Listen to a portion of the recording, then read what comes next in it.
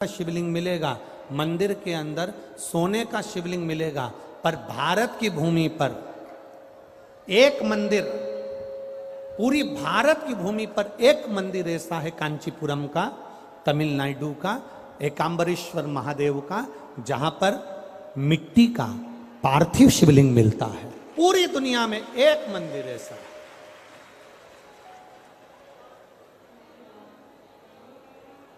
बोले कांबरेश्वर महादेव की, बोल बम का नारा है। एकांबरेश्वर महादेव, मिट्टी का शिवलिंग,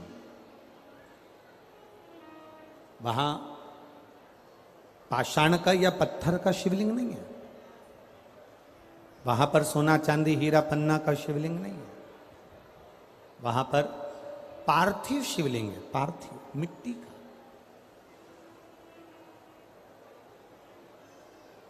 और कब का है वो मिट्टी का शिवलिंग? बहुत बहुत ध्यान दीजिएगा, थोड़ा सा स्मरण में रहे आपके। कई माताएं कह देती हैं, गुरुजी जब हम पार्थिव शिवलिंग बनाते हैं तो वो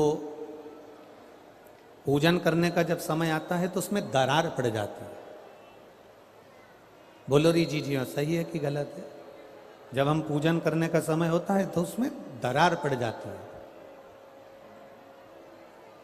कारण क्या होता है? किस कारण से उसमें दरार आ जाती है? उसमें आपने तीन चीजें नहीं मिलाई। मिट्टी तो आप लाए हो पर उसमें तीन चीजें नहीं मिला पाए। एक, पहले नंबर पर है माखन या गाय का घी या दूध, इसमें से एक चीज जरूर मिला मिट्टी में। दूसरी, भस्म, थोड़ी सी भस्म यदि आपके पास में है, भस्म से मतलब होता है अलोना गोबर। अलोना गोबर जानना है आपने? यहाँ क्या बोलते हैं उसको? एक होता है गाय का गोबर जिसको हाथ से थापते हैं, थापा कंडा बन गया, वो नहीं। अलोनी गोबरी, गाय ने पौटा करा, वो सूख गया, उसको उठाया, जलाया, उसकी भस्म तैयार करी। वो भस्म शिवजी पे समर्पित होने वाली वो भस्म उस मिट्टी के अंदर डाली जाए। अलोनी गोबरी की जो भस्म होती है, गाय जो पोटा करती है और वो गाय का जो गोबर होता है वो सूख जाता है। सूखने के बाद जो उसकी भस्म होती है वो भस्म बड़ी काम की होती है। उसको जब जलाते हैं और जलाकर उसकी भस्म बनाते हैं तो वो बड़ी काम की रहती है, बहुत काम। हम तो यहां तक कहेंगे,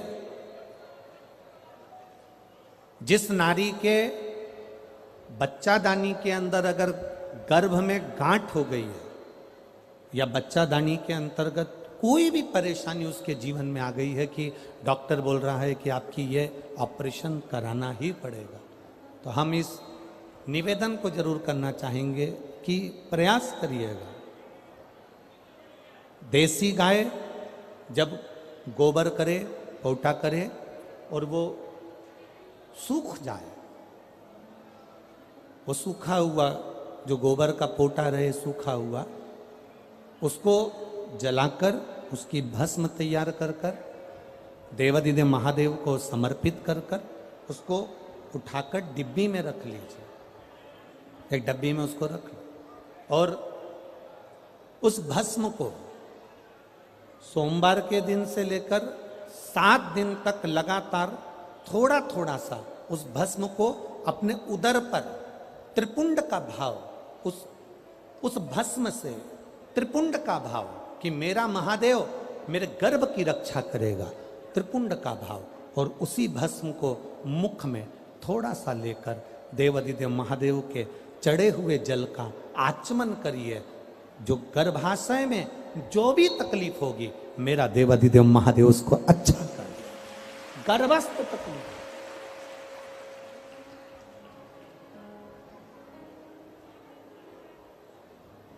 तेरी कृपा बिना न हिले एक भी अणु, लेते श्वास दे कृपा से तनो तनो। हे गंगाधार धार मुक्ति द्वार ओमकार तू भोले ओमकार तू। आयो शरण तिहार शंभो तार तार तू। गर्भस्थ, गर्भ में अगर आपके गर्भाशय में अगर कोई तकलीफ है तो वो गाय के गोबर की, देसी गाय के गोबर की भस्म हमारे जीवन को सुख दे रहे। और भी अच्छे से समझे, मान लो आप त्रिपुंड का भाव भी नहीं रख सकते, उदर के ऊपर त्रिपुंड भी नहीं बना सकते, तो केवल भस्म को लेपन ही आप गर्भाशय पर अगर करेंगे तो बाबा उस पर भी कृपा करता है। ऐसा नहीं, शिव तत्व है। सारी समस्या का हल एक लोटा जल।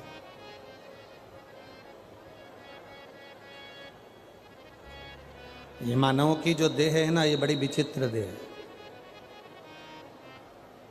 बचपन में होमवर्क लेते हो, होमवर्क करते हो, जवानी आती है तो होम लोन लेते हो, और बुढ़ापा आता है तो अलोम और विलोम करते हो। ये एक अवस्था है हमारी, ये हमारा जीवन की एक श्रृंखला है कि हमें करना है, हम करते। शिव तत्व कह रहा है, भगवान शंकर का पावन चरित्र कह रहा है। एकांबरेश्वर महादेव कांचीपुरम में, तमिलनाडु में, भारत की भूमि पर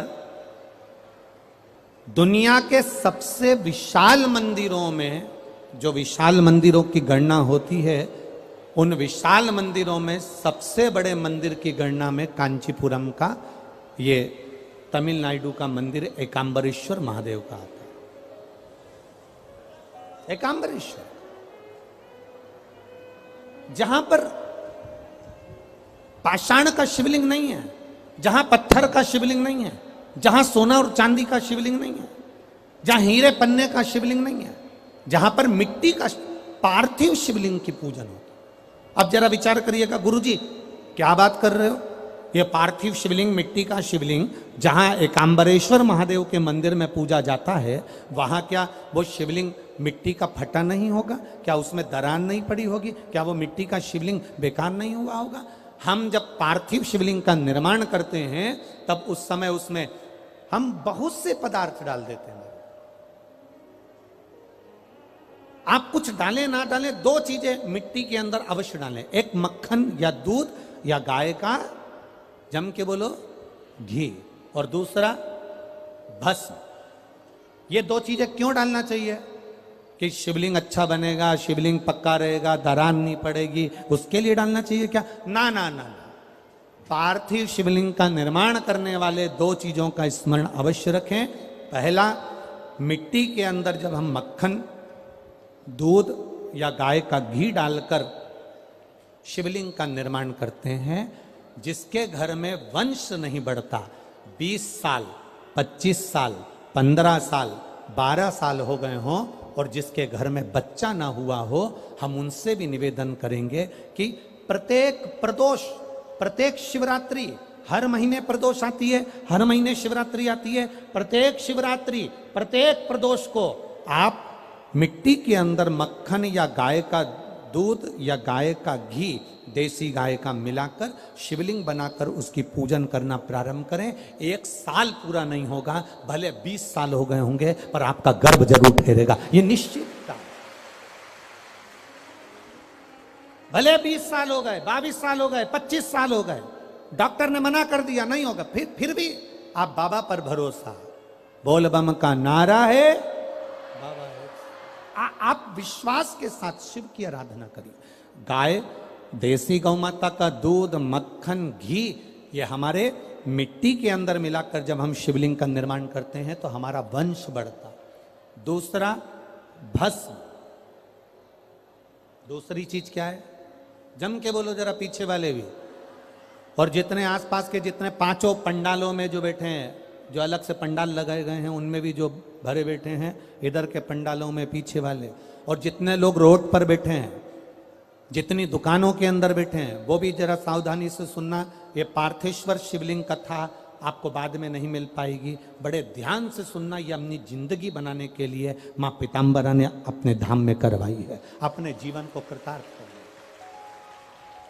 कार्यकर्ता कितनी भी बात करें, पड़ोसी कितना भी बोलता रहे, उसका कोई जवाब मत दो। आप कथा सुनने आए हो, बड़ी मेहनत से धूप में चलकर आए हो, 500 रुपए खर्च कर कर यहां पहुंचे हो, दिल से सुनना तो बाबा दिल से तुम्हारी झोली भर कर भेजेगा। समय बर्बाद मत करना बिल्कुल भी। और जिसको समय बर्बाद करना है वो चुपचाप से उठकर यहां से पंडाल से बाहर जाकर अपनी गाड़ी उठाकर जा सकता है। बड़ी मुश्किल से कथा मिलती है, और दतिया वालों के तो भाग्य में आदरणीय गृह मंत्री जी ने करा ली, तो बाबा की कृपा से ये इतना बड़ा कुंभ भरा गया। यही बाबा की कृपा। दिल से सुन लो उसको। पहले नंबर पर है मिट्टी में मिलाया गया मक्खन, घी या दूध। दूसरे नंबर पर है, जम के बोलो जल्दी से, भस्म। ये दूसरे नंबर पर भस्म का प्रयोग। शिवलिंग का जब निर्माण करे, पार्थिव शिवलिंग जब बनाए, मिट्टी में थोड़ी सी भस्म जरूर मिलाए। भस्म किस चीज के लिए होती है? भस्म किसके लिए धारण कराई जाती है? तो महाराज शिव महापुराण की कथा कहती है, जब शरीर में कोई बड़ी बीमारी आने वाली होती है, आप एक साधारण सा प्रयोग कर कर देखिएगा अपने जीवन में। एक साधारण सा प्रयोग, जब आपको लगे कि डॉक्टर ने बोला है कि कोई बड़ी बीमारी का चांस बन रहा है, कोई बड़ी बीमारी होने वाली है, आप थोड़े दिन तक देवाधिदेव महादेव का ये शिवलिंग, ये जलाधारी, ये जहाँ से जल बहता है, गणेश जी का स्थान, कार्तिकेय जी का स्थान, बीच में एक मोटी सी लाइन अशोक सुंदरी, शिवलिंग जो शिवलिंग रखा है, जो जलाधारी है वो माँ पार्वती जी का हस्तकमल, ऊपर से एक एक बूंद जो पानी गिर रहा है, जिस कमंडल में से, जिस जलाधारी में से जल गिर रहा है, वहां शंकर भगवान की 5 बेटियां, जया, विषहरा, शामली बारी, दौतली और देव, ये भगवान शिव की 5 बेटी। जब आपको लग रहा है कि मेरी जांच होने जा रही है, जब आपको लग रहा है कि मुझे डॉक्टर को दिखाने जा रहे हैं, मुझे लग रहा है कि कोई बड़ी बीमारी ना निकल जाए, अल्ट्रासाउंड करा रहे हैं, एक्सरे करा रहे हैं, उससे पहले घर में अगर थोड़ी सी भस्म रखी है, उस भस्म को जब आप जल चढ़ाने के लिए शिव जी के मंदिर में जाओ, हॉस्पिटल में दिखाने के लिए जांच कराने जाओ, उससे पहले एक काम जरूर करना, शंकर भगवान का जहां शिवलिंग रखा है, उस शिवलिंग के पास में भस्म का लेपन कर कर देवाधिदेव महादेव पर 1 लोटा जल समर्पित कर कर उसी भस्म को अपने कलेजे पर, अपने हृदय पर लगाकर देवाधिदेव महादेव का पंचाक्षर मंत्र नमः शिवाय, षडाक्षर मंत्र ओम नमः शिवाय या श्री शिवाय नमस्तुभ्यम बोलकर फिर आप जांच के लिए चले जाओ। कोई बड़ी बीमारी तुम्हारी जिंदगी में निकल ही नहीं सकती। भस्म भस्म हो। भस्म का काम क्या? हमारे रोग को, हमारी बीमारी को, हमारे आने वाले जो रोग हैं, जो बीमारी है, जो तकलीफ है, उसको समाप्त करती है भस्म का प्रयोग।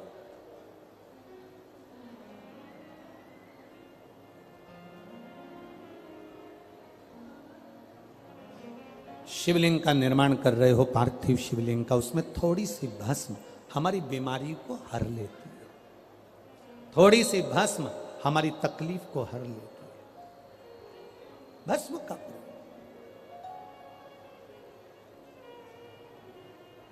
चपटी भभूत में है खजाना कुबेर का। शिव के शरीर से, भगवान देवाधिदेव महादेव के तन से लगी हुई भस्म साधारण नहीं है। भस्म को चढ़ाने वाला भी साधारण नहीं होता और भस्म को लेने वाला भी साधारण नहीं होता।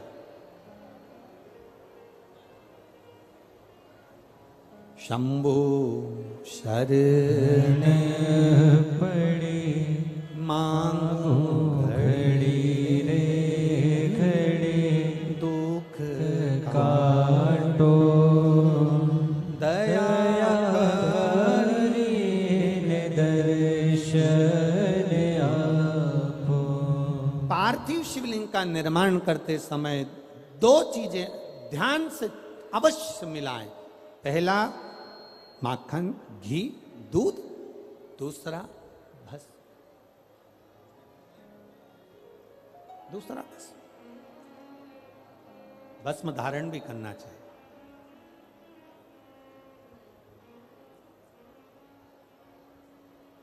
आज हम सुबह जब 10 बजे सबसे मिल रहे थे तो एक भाई ने, अब वो कौन था हमें नहीं मालूम, उसने हमसे जाते जाते एक प्रश्न किया, गुरुजी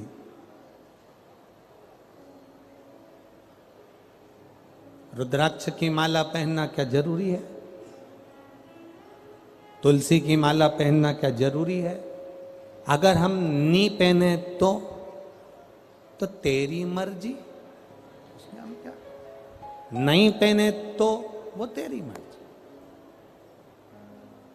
हमने उस समय तो उत्तर नहीं दिया, पर हम आपसे इतना सा निवेदन करना चाहेंगे, यहां बहुत सारे, ढेर सारे कुत्ते घूम रहे हैं। दतिया में भी, हमारे आसपास में, तुम रोडों पे देखना, ढेर सारे कुत्ते घूम रहे हैं।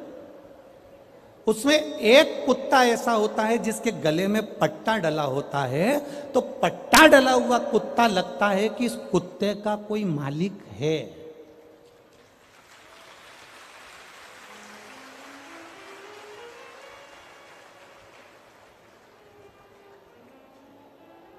भैंस देखो बहुत सारी मिलेगी, भैंस के गले में अगर पट्टा डला हुआ है, डोरी बंधी है, तो भैंस का कोई मालिक, बोलते जाओ रे दतिया वालों, भैंस का कोई मालिक है। ढेर गाय घूम रही है, पर जिस गाय के गले में रस्सी बंधी है, डोरी बंधी है, पट्टा डला है, तो गाय का कोई मालिक है। और तुम्हारे गले में अगर रुद्राक्ष या तुलसी की माला है, तो तुम्हारे शरीर का भी कोई मालिक है। और नी पहनो तो ढेर घूम रही है, उसमें कोई विशेष वाली बात नहीं। इस शरीर का मालिक कौन? जिसके गले में रुद्राक्ष नहीं होता, जिसके गले में तुलसी की माला नहीं होती, वो लावारिसों की गिनती में आता है। वो मालिक नहीं होता उसका, वो लावारिस की गिनती में आता है। तुम्हारे गले में एक रुद्राक्ष होना चाहिए, एक रुद्राक्ष की माला हो या तुलसी की माला हो, तो तुम्हारे इस शरीर का आखिरी में मालिक वो मेरा देव अधिदेव महादेव, या मेरा राम, या मेरा कृष्ण, या मेरा नारायण होगा। इस शरीर का मालिक है। वो छोरा यहीं बैठा है, मैं उसको देखूंगा नहीं, बस निवेदन करूंगा कि आप उस माला को पहन सकते। आपका मालिक कौन है? कौन? हम तो बाबा के भरोसे चलते हैं, हम तो बाबा के भरोसे चलते हैं। ये दुनिया वाले जलते हैं, ये दुनिया वाले जलते हैं। भोले बाबा के भरोसे चलते हैं, भोले बाबा के भरोसे चलते हैं। बैठ जाओ, हम गाएंगे नहीं, बैठ जाओ, बैठ जाओ, अब बैठ जाओ। बाबा ये इस शरीर का मालिक मेरे बाबा को बनाना है। अंत समय प्रभु आना पड़ेगा, वचन दिया तो निभाना पड़ेगा। वो निभाने को तैयार बैठा है, मना नहीं करेगा मेरा देव अधिदेव महादेव। तुम्हारी दुख की घड़ी में, तुम्हारी तकलीफ की घड़ी में तुम्हारे कष्ट की घड़ी में वो आने को तैयार बैठा है। पर दतिया में राशन की दुकान से उसी को मिलता है जिसके पास में आधार कार्ड हो और जिसका वो पीली डायरी, लाल डायरी, हरी डायरी में नाम हो। अब ईमानदारी से बोलो, वोट डालने का अधिकार किसको होता है? अब सीहोर का व्यक्ति आकर दतिया में वोट डाल सकता है क्या? अरे जम के तो बोलो रे, नहीं। दतिया का व्यक्ति जाके झांसी में वोट डाल लेगा क्या? नहीं। झांसी वाला झांसी में वोट डालेगा, दतिया वाला दतिया में वोट डालेगा, क्योंकि उसका आधार कार्ड यहां का बना है, तो वो यहां वोटिंग कर सकता है, यहां वो अपना नाम ला सकता है, यहां आकर वो कुछ भी ले सकता है। बस उसी तरह जैसे जेब में आधार कार्ड होगा तो ट्रेन में सफर कर लोगे, आधार कार्ड होगा तो बस में सफर कर लोगे, आधार कार्ड होगा तो फ्लाइट में सफर कर लोगे, और गले में रुद्राक्ष होगा तो बैकुंठ का सफर कर लोगे। ये निश्चितता। अब रखो ना अपने पास में।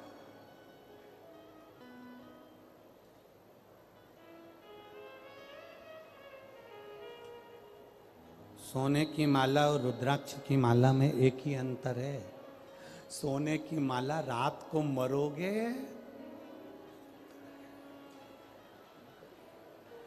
इतना घूंघट डाल डाल के रो रो के निकाल लेंगी। नानी भाई का मायरा सुना है कि नहीं सुना?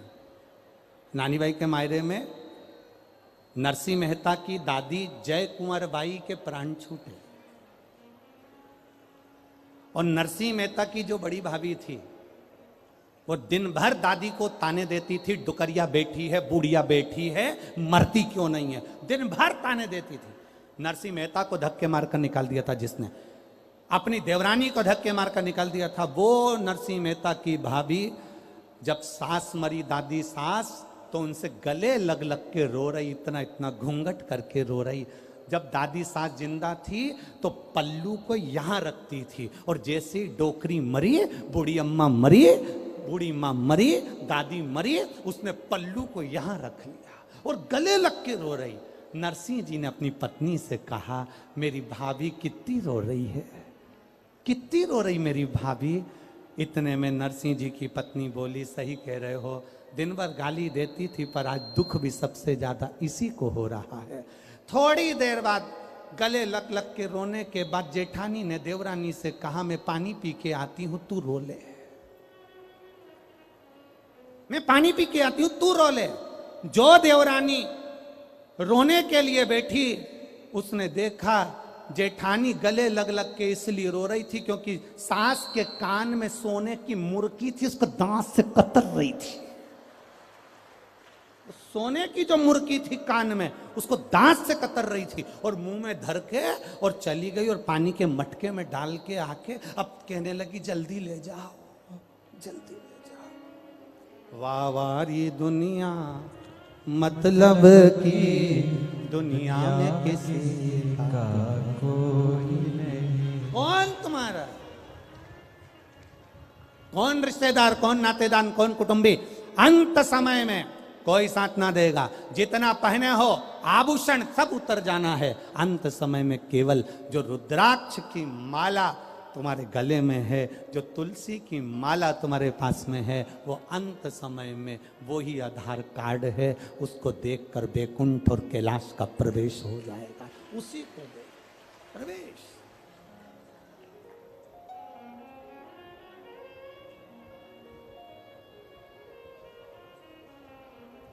सोने की चेन गले में होगी तो चोर की नजर होगी। आप बहुत सुंदर होगे तो लुच्चों की नजर होगी। और गले में अगर रुद्राक्ष या तुलसी की माला होगी तो मेरे महादेव की नजर होगी। ये निश्चितता है, निश्चित। बोल बम का नारा है। आपके गले की माला, आपके गले का पड़ा हुआ एक रुद्राक्ष आपको परम धाम तक लेकर जाएगा, शिव तत्व तक लेकर।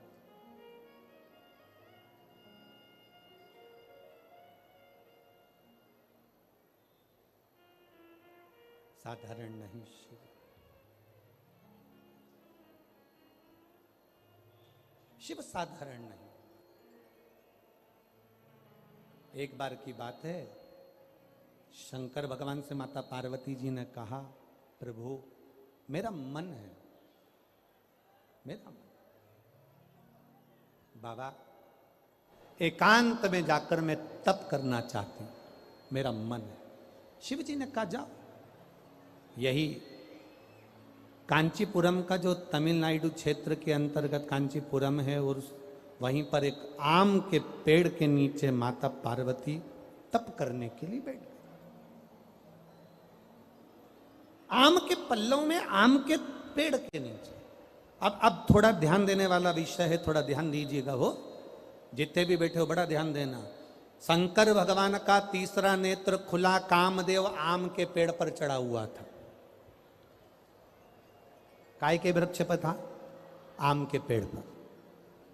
पार्वती जी ने जो तप साधना करी वो आम के पेड़ के नीचे करी। हमारे सनातन हिंदू धर्म में दरवाजे पर जो बंदरवार बांधी जाती है उसमें आम के पत्ते लगाए जाते हैं। कलश स्थापना करी जाती है तो उसमें आम के पत्ते रखे जाते हैं। घर में कोई अच्छा कार्य होता है तो आम के पत्ते लगाते हैं। आम के पत्ते।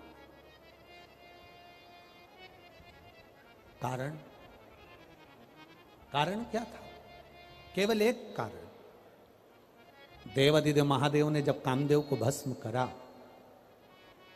उस समय पर भगवान शिव का नेत्र कामदेव पर पड़ा, कामदेव भस्म हुआ। आम के पल्लव में छुपा था, आम के पल्लव में। आम का वृक्ष भी उस समय पर कामदेव के भस्म होने पर जलने लगा, तड़पने लगा, चिल्लाने लगा। आम के पल्लव में से आवाज आने लगी, बाबा बाबा बाबा कहकर जब पुकारा,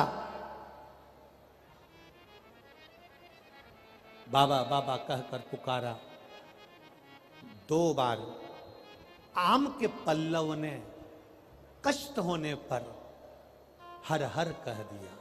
क्या बोला है? जम के बोलो जरा। हर हर। केवल 2 बार आम के पल्लव ने बोलना चाह रहा था, मैं हरा भरा हूं, हरा हरा हूं, और आपने मुझे जला दिया। हर हर बोला। शिव जी की दृष्टि पड़ गई। भोलेनाथ जी ने कामदेव भस्म होकर जमीन पर गिरे और आम के पल्लव को, आम के वृक्ष को शिव जी ने भस्म होने से रोक दिया और कहा, सुन आम के वृक्ष, आम के पल्लव, तूने हर हर कहा है, इसलिए तेरे को मैं भस्म नहीं करूंगा। तेरे ऊपर आने वाली जितनी बाधाएं होंगी वो सब नष्ट कर दूंगा। आम के पल्लव ने कहा, प्रभु मुझ पर आने वाली बाधा अगर आप नष्ट कर रहे हैं तो मुझे वर दे दीजिए नाथ। ऐसा वर दे दो जिसके दरवाजे पर, जिसकी पूजन में, जिसके द्वार पर आम के पल्लव बंधे होंगे उसके घर में कभी दुख प्रवेश ना करे, ये वर दे दिए।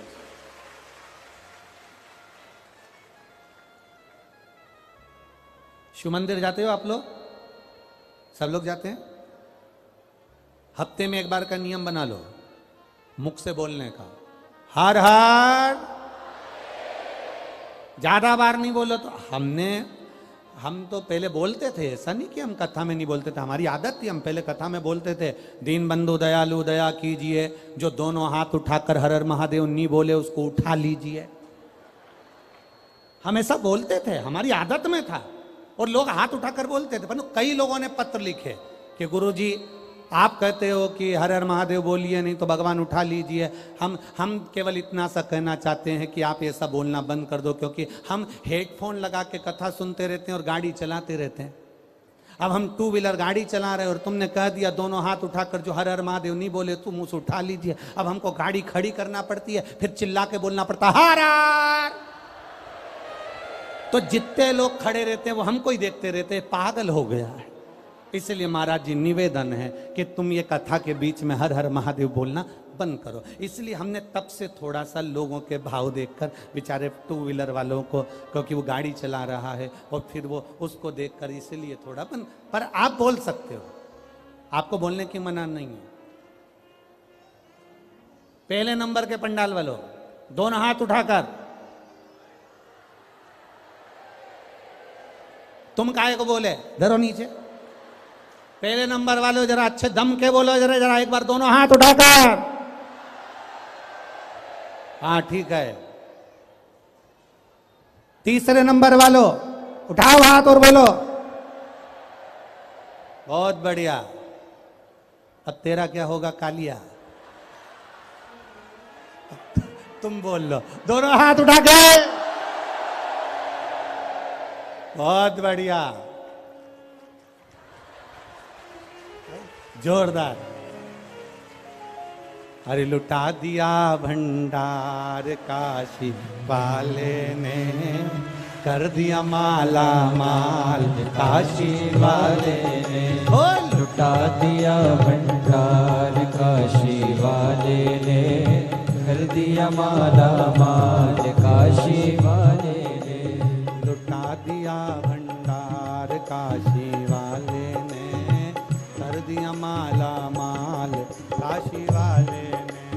लुटा दिया भंडार काशी वाले ने, कर दिया माला माल काशी वाले ने।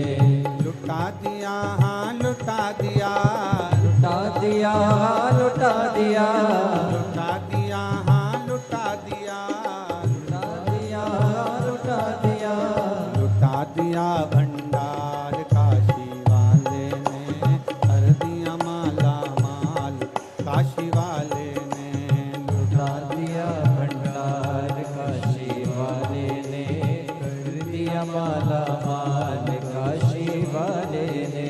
लुटा दिया भंडार काशी वाले ने, कर दिया माला माल काशी वाले ने। लुटा दिया भंडार काशी वाले ने, कर दिया माला माल काशी वाले ने।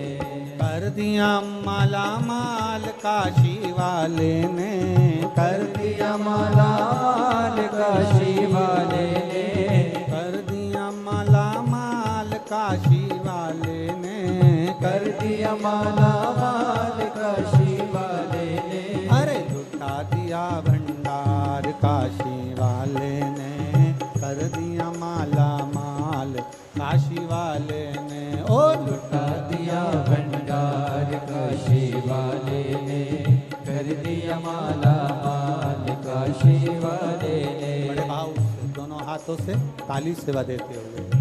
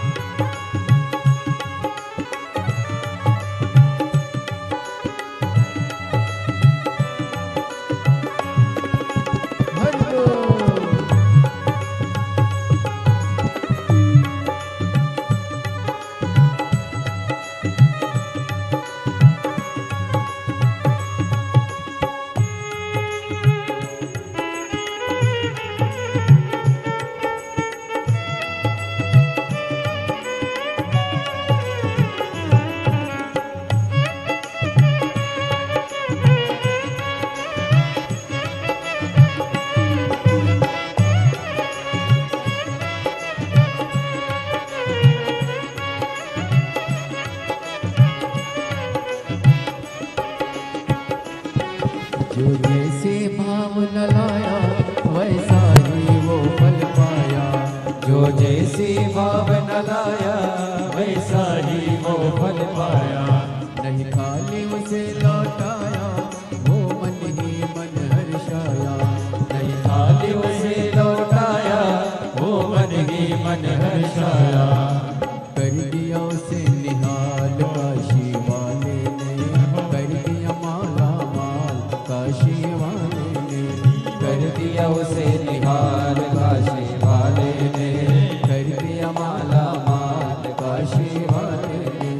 कर दिया माला माल काशी वाले ने। कर दिया माला माल काशी वाले ने। ओ कर दिया माला माल काशी वाले ने। कर दिया माला माल काशी वाले ने। अरे लुटा दिया भंडार काशी वाले ने। कर दिया माला माल काशी वाले ने। हो लुटा दिया भंडार काशी वाले ने। कर दिया माला माल काशी वाले ने।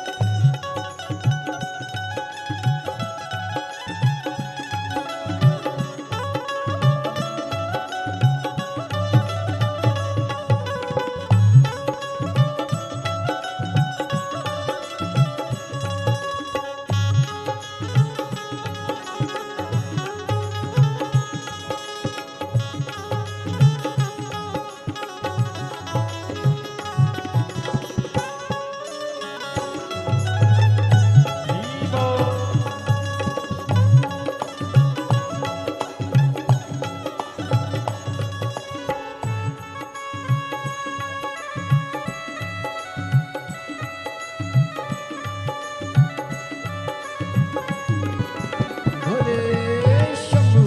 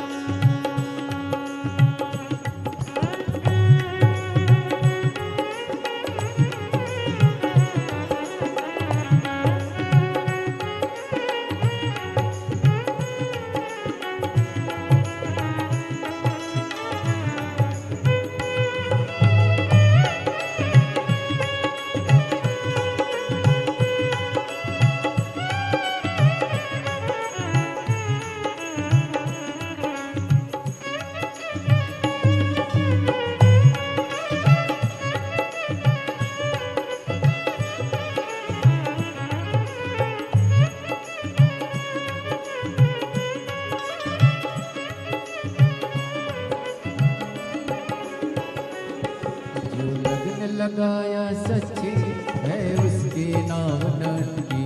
जो लगन लगाया सच्ची है उसकी नाव नटकी। जो लगन लगाया सच्ची है उसकी नाव नटकी। जो लगन लगाया सच्ची है उसकी नाव नटकी। पेड़ों को मार लगाया नहीं देर करी पल भर की। पेड़ों को पार लगाया नहीं देर करे पल भर के। मिटा दिया जंजाल काशी वाले ने। कर दिया माला माल काशी वाले ने।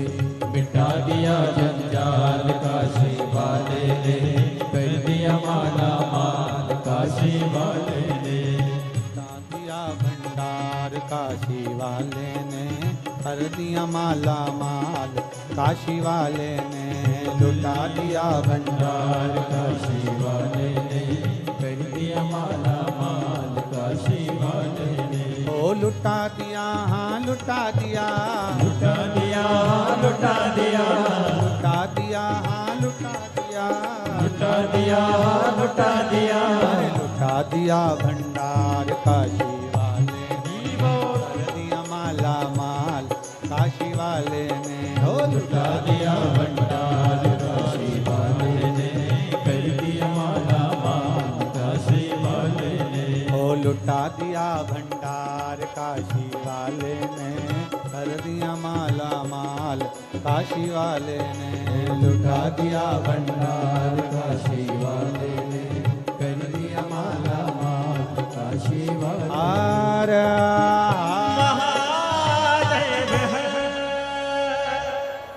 अपने स्थान पर बैठकर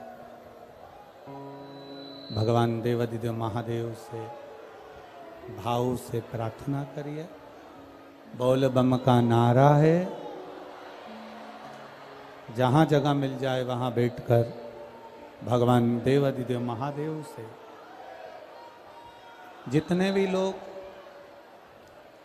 जाली के इधर उधर खड़े हैं उनसे भी कहेंगे, बार बार मौका नहीं मिलेगा, जहाँ जगह मिल जाए वहाँ बैठ जाओ और बैठ के बाबा से प्रार्थना करिए।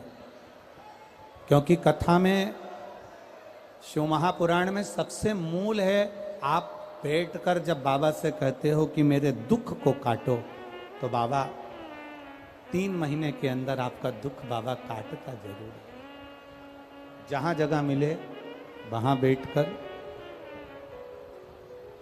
जो बाहर खड़े हैं दुकानों के सामने, रोड पर, जहाँ तुम्हें मौका मिल जाए वहाँ बैठकर 2 क्षण बाबा से हृदय से प्रार्थना करो।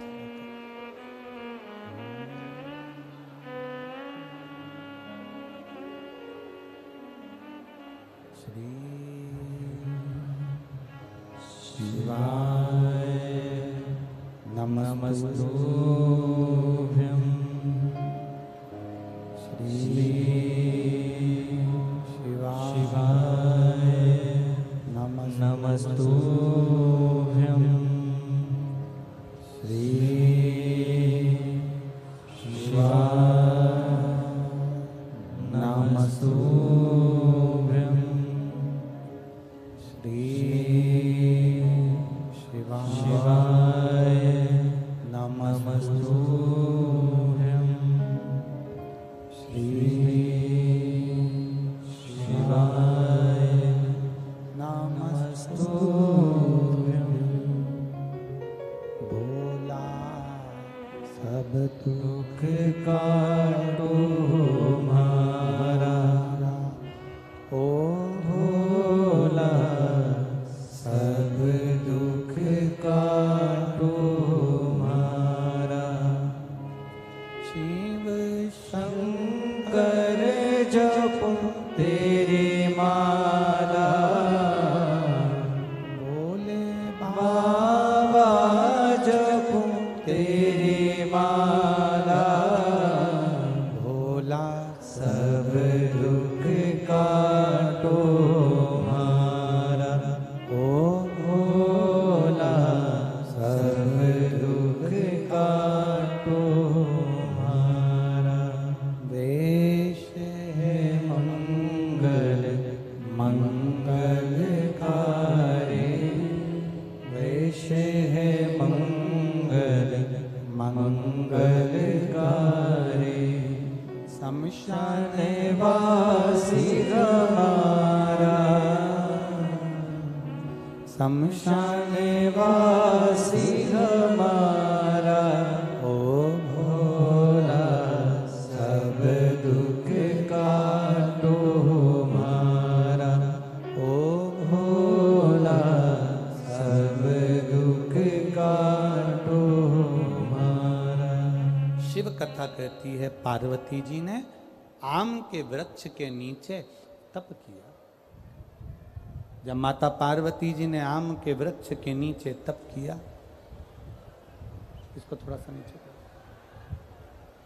आम के वृक्ष के नीचे तप करा, शिव जी के स्मरण में आया कि पार्वती जी तप कर रही हैं और ये तप अगर पूरा हो गया तो पार्वती जी चाहती हैं कि जो निर्णय पार्वती जी चाहती हैं, जो निर्णय शिव दें, वो निर्णय मेरी साक्षी में, मेरी साक्षी में। बाबा देवादिदेव महादेव ने यह बात तो पार्वती जी से पहले भी कह दी थी कि पार्वती कोई भी निर्णय दूंगा ये तेरी साक्षी में दूंगा, पर पार्वती मैया चाहती हैं साक्षी में निर्णय, साक्षी में निर्णय। शिव कथा कह रही है, भगवान शंकर का संवाद कह रहा है, शिव महापुराण का चरित्र कह रहा है, शिव तत्व कह रहा है। भोलेनाथ जी ने गंगा जी को भेज दिया, जाओ गंगा,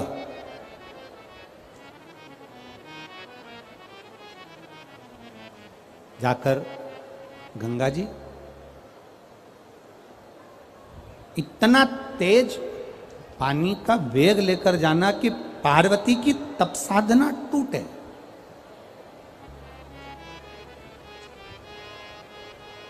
जल के वेग को लेकर जाइए जिससे तप साधना पार्वती जी की टूट गई। शिव जी के मंदिर जाना भी एक तप है, शिवालय में पहुंचकर एक लोटा जल चढ़ाना भी एक तप है। शंकर भगवान के लिए भगवान शिव का श्रृंगार करना भी एक तप है।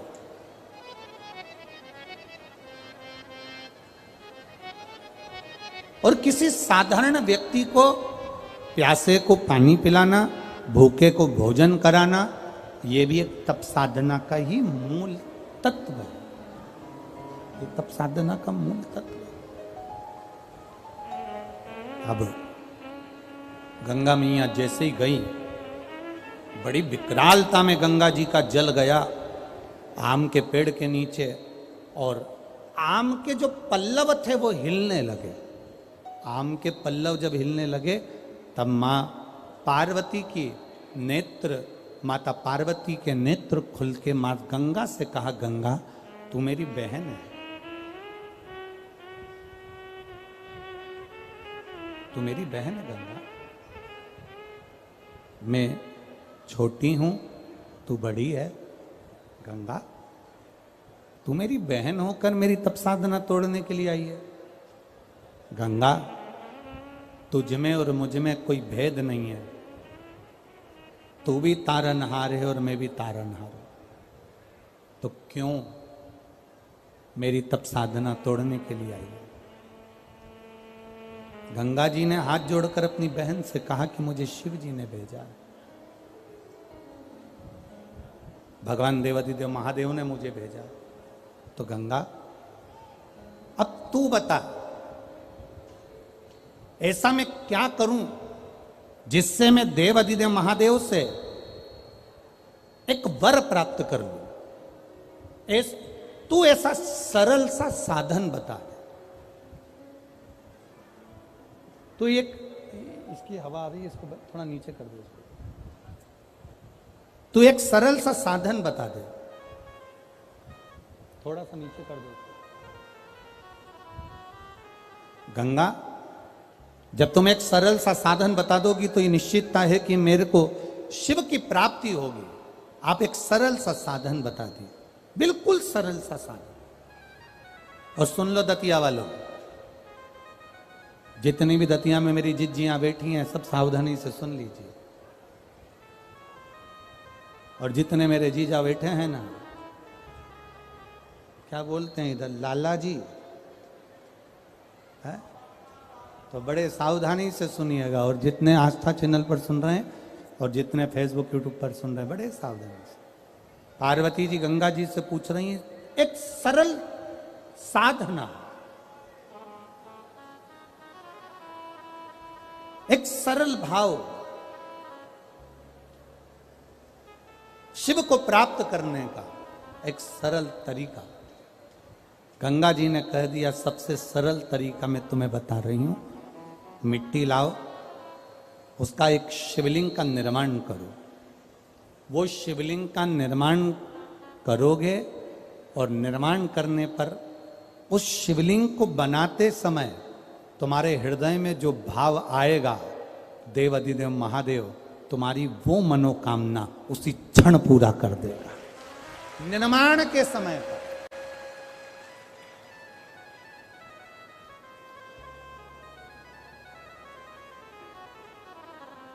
आप जब शिवलिंग का निर्माण करें, यहां करोड़ों शिवलिंग का निर्माण हो रहा है, करोड़ों शिवलिंग का, पार्थिव शिवलिंग का निर्माण करें तो आपके भीतर का भाव शुद्ध होना चाहिए, आपके भीतर का निर्मल स्वभाव होना चाहिए। हम तो कथा सुनने वालों को भी कहते हैं कि कथा सुनते समय आपके हृदय में कपट का भाव मत आन देना, बेर का भाव मत आन देना। सती मैया कथा सुनने के लिए अगस्त ऋषि की यहाँ गई थी, कुंभज ऋषि की यहाँ गई थी, और कथा सुनते सुनते उनके मन में आ गया था, मेरे पति मुझे यहाँ कथा सुनाने के लिए लेकर आए हैं, इससे अच्छा कि मैं जलकर भस्म हो जाऊं। तो सती मैया को जलकर भस्म होना पड़ा। शिवजी के मन में कथा सुनते सुनते आ गया था कि मेरा मन करता है कि मैं राम का दर्शन करूं, तो शिवजी को राम का दर्शन हो गया। जो शिव महापुराण की कथा के पंडाल में बैठकर, पंडाल के क्षेत्र में कहीं पर भी बैठकर जो कामना करता है, देव अधिदेव महादेव उसको 3 महीने के अंदर पूरा कर देता है। यह शिव तत्व। एक पत्र आए हैं, देखिए, पत्र तो आज बहुत सारे आ गए, पढ़े कौन इतना महाराज।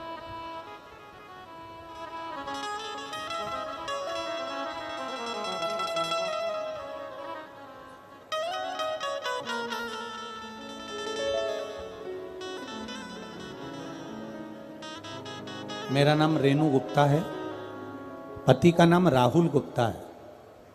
मैं इंदरगढ़ जिला दतिया की रहने वाली हूँ। कहीं बैठी हो तो हाथ हिला सकती हैं, जहां कहीं भी बैठी हो अपना हाथ हिला सकती हैं। रेणु गुप्ता, पति का नाम राहुल गुप्ता, मोबाइल नंबर लिखा है, इंदरगढ़ जिला दतिया की रहने वाली हूँ। कहीं बैठी हो तो अपना हाथ हिला सकती हैं, जहां कहीं भी बैठी हो। आपने लिखा है, गुरुजी 1 लोटे जल का मैं क्या वर्णन करूं। मैं एक हार्ट पेशेंट हूं, मेरे हार्ट में 40 mm का एक छेद है, जो डॉक्टर ने इको रिपोर्ट में बताया है, जिसकी जांच में लगा रही हूं, जिसका कोई इलाज नहीं है। 1 लोटे जल का मैं क्या बखान करूं गुरुदेव। 7 मार्च 2021 को मेरे को बीमार हुई और बच्चेदानी में नसों का एक गुच्छा आ गया। नसों का गुच्छा आया, ग्वालियर में दिखाया, ग्वालियर से मुझे दिल्ली रेफर कर दिया। फिर दिल्ली के एम्स में अल्ट्रासाउंड कराया तो मेरे गर्भाशय में 32 mm नसों का गुच्छा बताया, जिसका ऑपरेशन का बोला।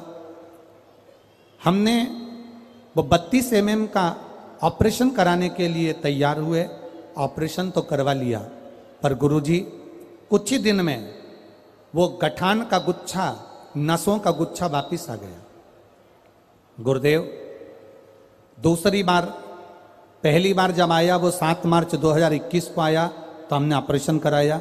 दूसरी बार 5 मार्च 2022 को वापिस 23 mm का नस में नसों का गुच्छा गर्भाशय में आ गया। गुरुजी, मेरी बहन ने बताया कि टीवी पर कथा सुनो और डॉक्टर को दिखाकर आ जाओ और बाबा पर भरोसा करो, क्योंकि 2 बार ऑपरेशन डॉक्टर ने भी मना कर दिया कि शायद बड़ी बीमारी हो सकती है। हम वापिस आए, दवाई लाए, पशुपति व्रत करना प्रारंभ करा। बाबा की कृपा से 5 सोमवार पूरे होने पर हम वापिस एम्स में जांच कराने के लिए गए, ऑपरेशन के लिए। डॉक्टर ने जांच कर कर, इको कर कर बताया कि तुम्हारा वो बच्चेदानी में जो नसों का गुच्छा था वो समाप्त हो गया है और बाबा की कृपा है। ये शिव तत्व है। तेरी कृपा बिना न हिले एक भी अणु लेते हैं श्वास तेरी कृपा से तनो तनो। हे गंगाधार मुक्ति द्वार ओमकार तू भोले ओमकार तू आयो यो शरण तिहारी शंभु तार तार। Shri Anita Sharma, Anil Sharma, Shrimati Anita Sharma, Anil Sharma, Shiv Sai Nagar city centre Gwalior. पुत्र आदित्य शर्मा, पुत्री वर्तिका शर्मा। कहीं बैठी हो तो हाथ हिला सकती हैं, कहीं बैठी हो तो हाथ हिला सकती हैं। Anita Sharma, Anil Sharma, Shiv Sai Nagar city centre Gwalior. पुत्र आदित्य शर्मा, पुत्री वर्तिका शर्मा। गुरुजी, पार्थिव शिवलिंग के पूजन का मैं क्या वर्णन करूं। आपके द्वारा शिवरात्रि सावन के महीने का पार्थिव शिवलिंग का पूजन कराया गया पिछले वर्ष। वो हमने हमारे बेटे और बेटी से करवाया। हमारे बेटे और बेटी का कहीं जॉब नहीं लग रहा था, बहुत परेशान थे। उन्होंने हिम्मत छोड़ दी थी, तब पार्थिव शिवलिंग का निर्माण आपका टीवी के माध्यम से ऑनलाइन किया।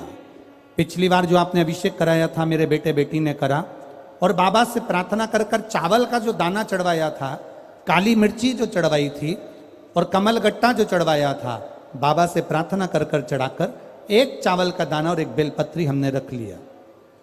बाबा से प्रार्थना करी, अगले वर्ष जब टीवी पर अभिषेक हो तब तक मेरे बेटे बेटी का सरकारी जॉब लग जाए। बाबा का हम क्या वर्णन करें गुरुदेव, हम तो नहीं जानते कि बाबा में ऐसा क्या है, पर एक लोटे जल में कुछ तो है गुरुदेव। एक वर्ष भी पूरा नहीं हुआ, मेरे बेटे का केंद्र सरकार के ग्रुप बी राजपत्रित अधिकारी के पद पर मेरे बेटे का हो गया, और मेरी बेटी का एमबीबीएस में परीक्षा में सफलता प्राप्त हो गई। हम यहाँ बाबा को नमन करने के लिए आए हैं। यह शिव तत्व ओ घड़ी है। बोल बम का नारा है, शिव की भक्ति का एक अनूठा तत्व है। खाली न जाता कोई, बहुत बढ़िया, हाँ बोलिए। खाली दर से तुम्हारे मैं भी खड़ा हूँ नन्ही बाहें पसार, अपने हृदय लगा लो गिरा जा रहा हूँ उठा लो भोले अपने दर से अब तो न टालो, गिरी जा रही हो उठा लो। पार्वती जी ने पार्थिव शिवलिंग का पूजन किया, आराधना की, श्रृंगार किया, कृपा हुई, भोलेनाथ जी प्रकट हो गए। शिव जी ने प्रकट होकर पार्वती जी से कहा, पार्वती मांगो तुम्हें क्या चाहिए। पार्वती जी जो मांगने के लिए बैठी थी वो तो पार्वती जी ने मांगा ही नहीं। पार्वती मैया जो मांगने बैठी थी वो तो मां जगत जननी पार्वती ने मांगा ही। पार्वती जी ने नहीं मांगा। शिव जी कह रहे हैं पार्वती मांग लो तुम्हें क्या चाहिए। पार्वती जी कह रही हैं प्रभु अगर देना चाहते हो तो इतना वर दे दो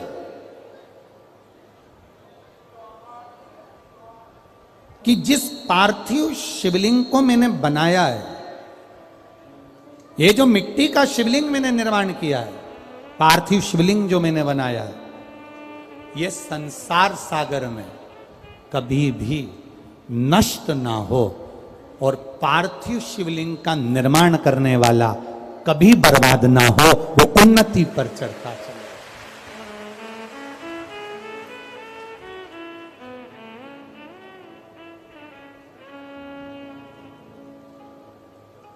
अच्छा, एक सरल भाषा में आप लोगों से कहें, परम पूज्य शास्त्री जी दद्दा जी महाराज,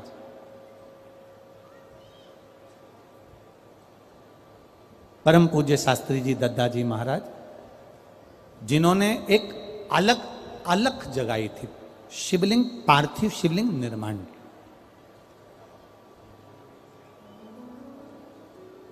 और उनके जितने शिष्यों,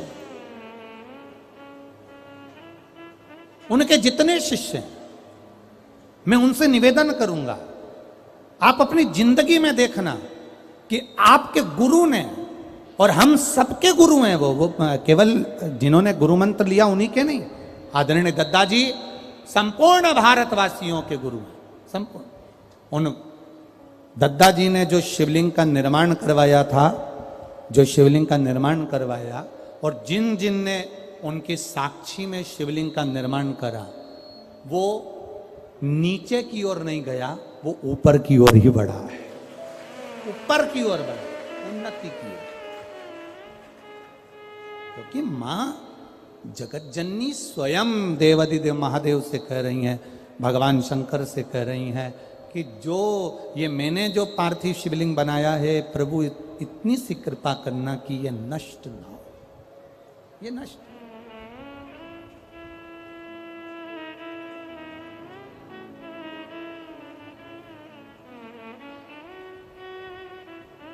जो हमने पार्थिव शिवलिंग बनाया है ये कभी नष्ट ना हो। शिव जी ने कह दिया, बाबा भोलेनाथ जी ने कहा, सुनो पार्वती, तुम्हारे द्वारा बनाया हुआ ये शिवलिंग मेरी साक्षी का प्रतीक रहेगा, और इस तमिलनाडु की पावन धरा पर कांचीपुरम में एकाम्बेश्वर महादेव के रूप में ये विराजमान रहेगा। पार्वती जी बोली, ये तो मिट्टी का है, टूट जाएगा। शिव जी कहते हैं